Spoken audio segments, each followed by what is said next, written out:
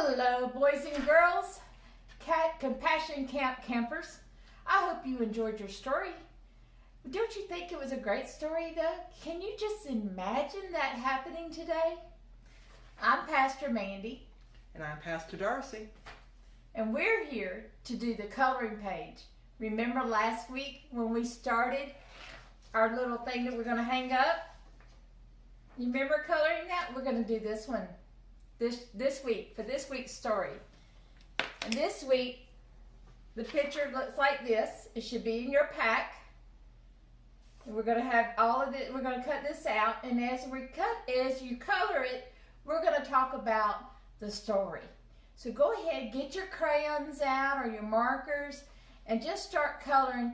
And we're just going to talk about the story because there's some things I think you might want to think about. Okay? All righty then. So let's ask some questions about this story while you're doing your coloring. What do you think that it means to be brave? Ooh, that's a good question. Mm-hmm. What does it feel like when you're brave? I think that's really, really important to think. Let's think about, what do you think that the friend that was paralyzed felt like when he was healed? Wow. That's a big one, isn't it? Paralyzed. You know what paralyzed means? Paralyzed means you can't move. Mm-hmm.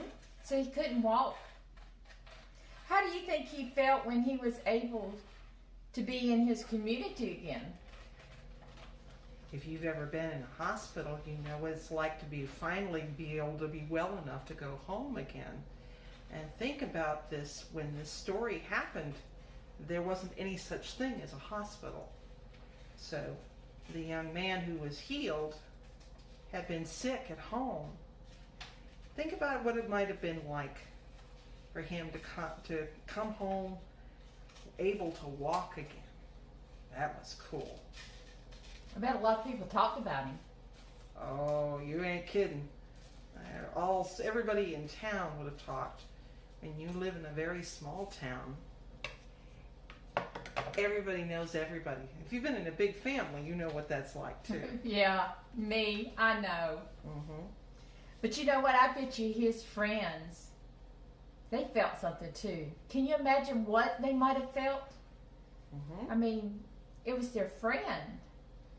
Mm-hmm. Maybe at one time he could walk and run and play, and now he couldn't. So think about what his friends might have thought about.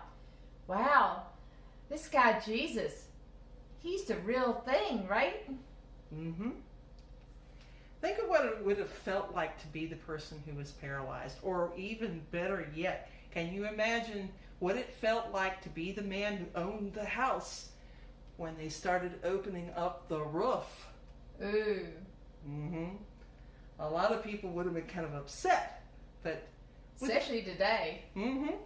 But imagine what it would have been like if it was your house, where all of a sudden, when all these people in it come to see Jesus, and all of a sudden there's a hole starting to open up in the ceiling.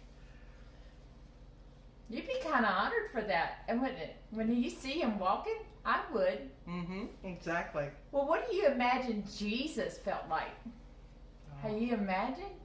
All of a sudden he's up there and he's just working away and he's healing, and dust starts falling on his head. Oh yeah. And they're lowering someone down through the ceiling. Oh man, that's something. Mm-hmm. That's cool. Imagine being in the crowd. All these people stuffed into one room to see Jesus heal. And all of a sudden, you see that hole open up and somebody's starting to be lowered down right in front of Jesus. I think I'd be a little bit shocked. But then again, how would you feel? Would you feel surprised? Would you feel upset? Would you feel happy? How would you feel?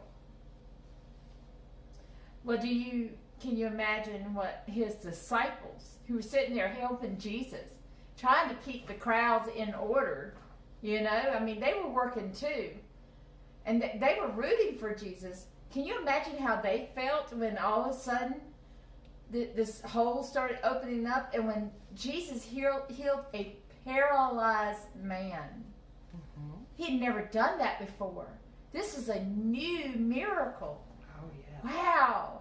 Can you imagine being one of his disciples? It's kind of awesome. I would think so. Jesus lived in some exciting times, didn't he? Mm-hmm. Well, you about finished coloring your paper? Miss Darcy, she colored one earlier. You want to see hers? Just finished coloring and cutting it out, and it's ready to be put onto the wall hanging. So remember, get an adult or a big brother or sister, maybe to help you with the scissors. Unless you got child safety scissors, that's great. But if you don't, then just get an adult to help you. We're going to take our ribbon with our one from the last week, and we're going to add this one this week to it. Mm-hmm. So you get your glue stick, you put the glue on the back, just like down the middle somewhere. There you go, get it good. You know, glue, it takes a while. Sorry. That's okay. And if you drop it, it's no big deal. You can always put on more glue if you need to. So give it a little bit of space. Put it on your ribbon. Press it on there. Remember, you got to set your ribbon aside because it's going to take some time to dry. Mm-hmm. But look, you got another week's worth. Isn't that neat? Absolutely. So we're going to set this aside, and you know what? Next week, we're going to come back with another one. We're going to finish this.